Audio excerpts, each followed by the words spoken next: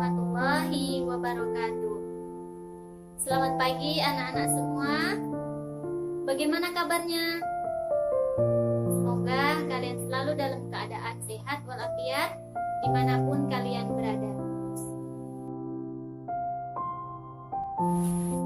Baiklah, hari ini kita belajar bahasa Indonesia, yaitu dengan materi teks berita.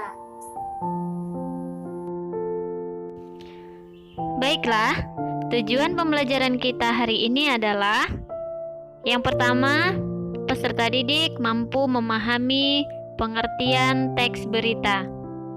Yang kedua, peserta didik mampu memahami unsur-unsur teks berita. Dan yang terakhir, yang ketiga, peserta didik dapat meringkas dan menyimpulkan isi berita.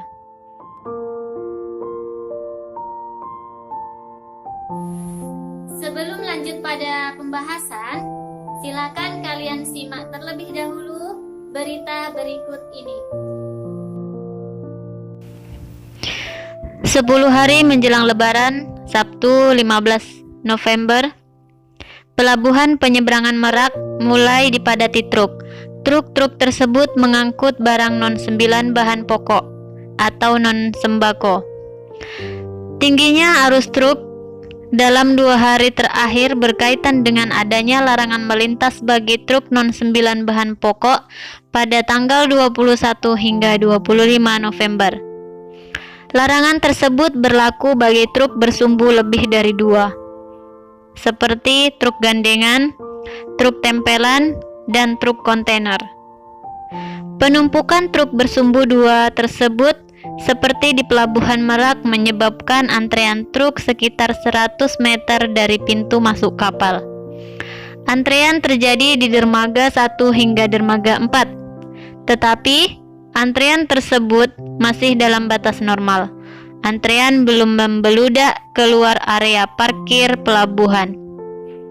Akan akibat penumpukan truk itu, beberapa supir truk mengaku harus menunggu sekitar 2 hingga 4 hari untuk bisa masuk kapal. Sumber Kompas. Nah, dari berita tersebut, kira-kira apa yang dimaksud dengan berita?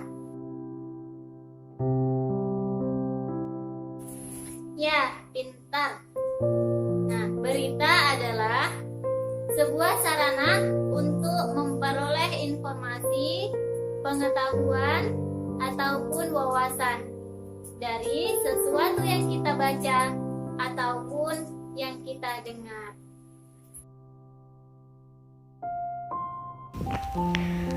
Baiklah, kita memasuki pembahasan materi. Pembahasan kita yang pertama adalah pengertian berita. Nah, di sini kalian harus tahu apa itu berita dan apa itu teks berita. Berita adalah sebuah sarana untuk memperoleh informasi yang berperan sebagai sumber ilmu pengetahuan dan menambah wawasan. Nah, sedangkan teks berita adalah sebuah teks yang melaporkan kejadian, peristiwa, atau informasi mengenai sesuatu yang sedang atau telah terjadi. Yang kedua, pembahasan kita adalah tentang unsur-unsur berita. Nah, dalam unsur-unsur berita ini, itu sangat penting dalam sebuah berita. Jika unsur-unsurnya tidak lengkap, maka berita tersebut dapat dikatakan sebagai berita yang kurang lengkap. Oleh sebab itu, ada beberapa unsur dalam sebuah berita yang dapat kita kenal dengan rumus 5W1H.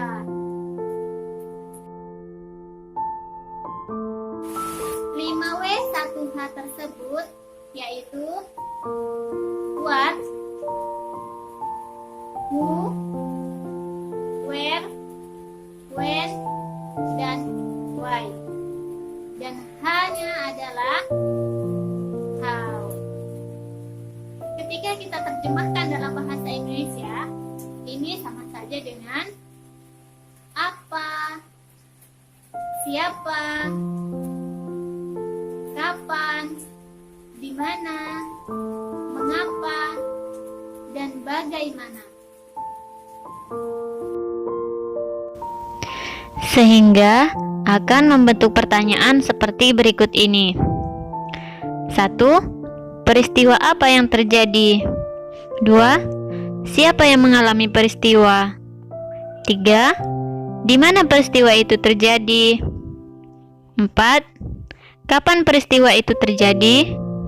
5. Mengapa peristiwa itu terjadi? Dan yang terakhir, bagaimana proses terjadinya peristiwa itu? Nah, selain dari adanya unsur-unsur berita, teks berita juga memiliki ciri-ciri yang membedakannya dengan teks yang lain. Adapun ciri-ciri tersebut ialah yang pertama, menarik. Teks berita disajikan dengan judul yang menarik perhatian, sehingga orang akan tertarik untuk membaca teks berita tersebut. Jadi, judul berita harus mewakili seluruh isi berita. Kedua, terkini atau aktual. Nah, suatu teks berita harus merupakan peristiwa yang masih hangat atau baru, sehingga masih ramai dibicarakan oleh orang. Yang ketiga, dapat dipercaya atau faktual. Teks berita harus berisi fakta atau peristiwa nyata. Bila kejadian yang disampaikan bukan fakta, maka kejadian tersebut tidak dapat dikatakan sebagai berita. Yang keempat, diterima oleh masyarakat. Teks berita harus seimbang atau berimbang, maksudnya teks tersebut tidak memiliki pihak kepada siapapun, sehingga berita tersebut dapat diterima oleh masyarakat luas. Yang kelima, jelas. Teks berita disampaikan secara jelas dan mendetail, sehingga pembaca berita mendapat informasi yang menyeluruh atau tidak setengah-setengah. Yang keenam, kalimatnya sederhana. Nah, kalimat dalam teks berita harus sederhana, tidak boleh berbasa-basi, karena tujuan teks berita adalah untuk menyampaikan informasi atau fakta, bukan karangan fiksi. Dan yang terakhir, segera disampaikan. Berita disampaikan dengan segera, tidak menunggu waktu lama. Tentu saja, setelah kebenaran dari berita tersebut sudah dipastikan. Pembahasan kita yang ketiga ialah cara meringkas dan menyimpulkan isi berita.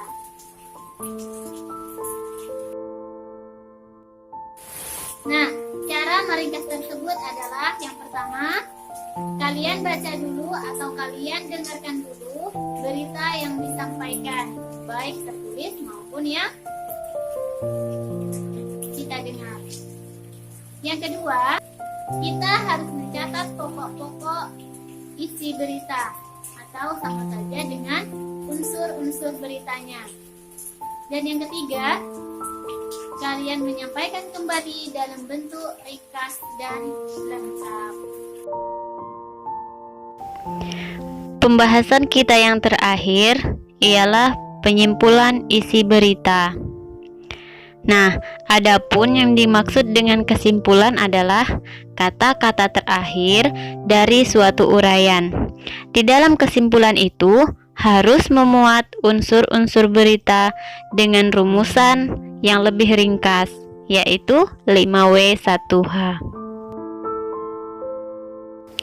Selesai sudah pembahasan kita kali ini. Selanjutnya, silakan kalian tulis di buku kalian masing-masing kesimpulan dari pembelajaran kita hari ini. Nah, kalau sudah selesai, silakan kerjakan latihan berikut ini. 1. Carilah sebuah teks berita yang ada di koran. 2. Tentukan unsur-unsur teks berita beserta bukti tekstualnya. 3. Buatlah ringkasan dari berita tersebut. Dan yang keempat, buatlah kesimpulan dari isi berita tersebut. Selamat bekerja anak-anak semua, semoga kalian semua sukses. Sekian pembelajaran kita hari ini, sampai jumpa lagi di hari kemudian. Wabillahi taufiq wal hidayah. Assalamualaikum warahmatullahi wabarakatuh.